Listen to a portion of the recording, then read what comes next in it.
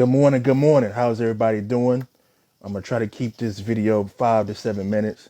Next year, big year. We start having our general membership meetings on Sunday next year. So January the 16th at 11 a.m. will be our first meeting of the year. It will be on Sunday at 11 a.m. That meeting, we will talk about our Generation 623 committee and our Unite committee. Generation 623 committee is basically for our younger members. We're going to have a Madden tournament, 2K tournament. There's going to be some prizes, but we want to start it out, talk about it, have some discussion. If you are interested in joining, please come out to this January meeting. Again, that meeting will be January the 16th at 11 a.m.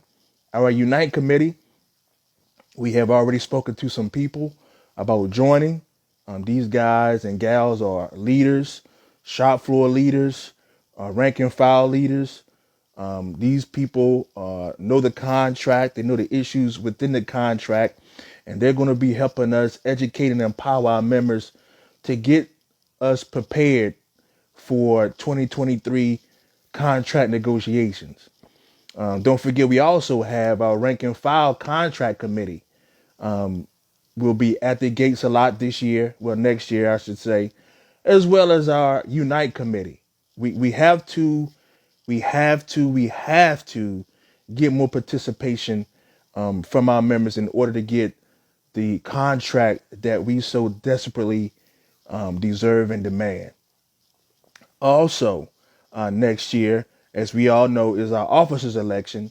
And just to clear up some confusion, there were some things that we had to change in our 623 Lives Matter team. And one of those things that we had to do was get some different people. So moving forward, our 623 Lives Matter team for our re-election next year will be at the trustee position, Ron Kamak, James Hughes, and James Romeo. At the recording secretary position will be Norm Calais. At the vice president position will be Tom Tiny Callan. At the president position will be Clarence Bagby. And at the secretary, treasurer, principal officer position will be myself, Richard Hooker. Again, I understand that, politics are part of the job. You guys know that's not really my thing, because I've seen some things that kind of, it disturbs me that we place a lot more emphasis on politics than we do providing positive outcomes for our members. And since I've been a Teamster, the politics have plagued our organization. I get it, it's part of the organization, but at what expense do we disenfranchise and vilify people who do not agree with what we think they should agree with? That is a big problem. That's why the culture needs to change. There needs to be a transformational change as well. And we'll see what happens with the new international regime. We wish them all the best, and we're going to do whatever we can to help them succeed. Wishing them to fail is not a good thing, because if they fail, we all fail. The labor movement fails, our family fails, and we can't have that. But again, I just want to let everybody know next year is very critical for a lot of reasons. We have to make sure that we are ready to fight for 2023 and beyond.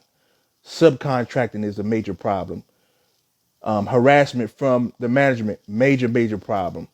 22/4s, that whole classification, how it's being used, major issues. Split wages, MRA things, big issues. So we need to work together and fight together.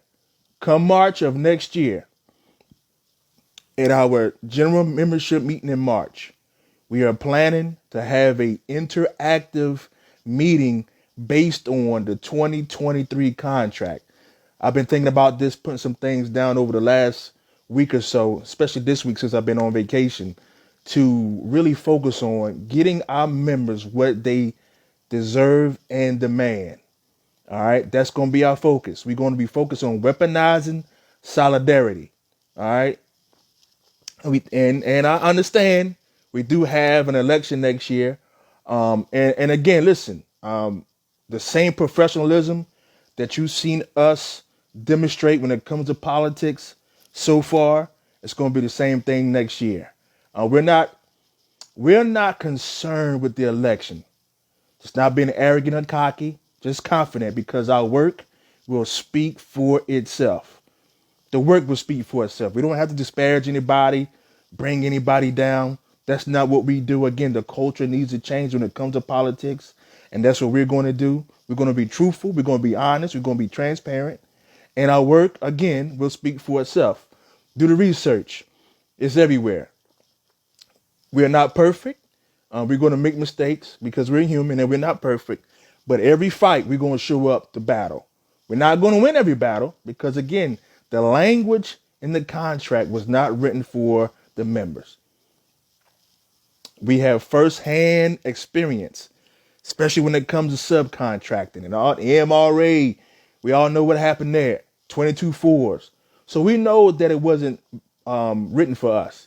We need to change that. The only way we change that is if we work together and fight the company.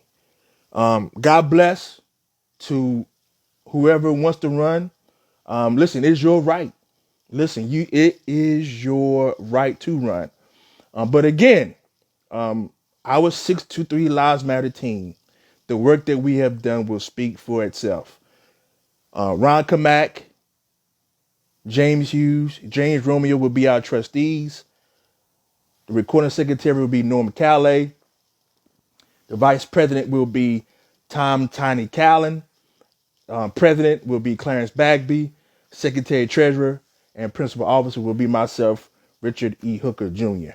We're going to keep this train rocking and rolling. Any questions and concerns you may have, please call me. Please call me. Please call me.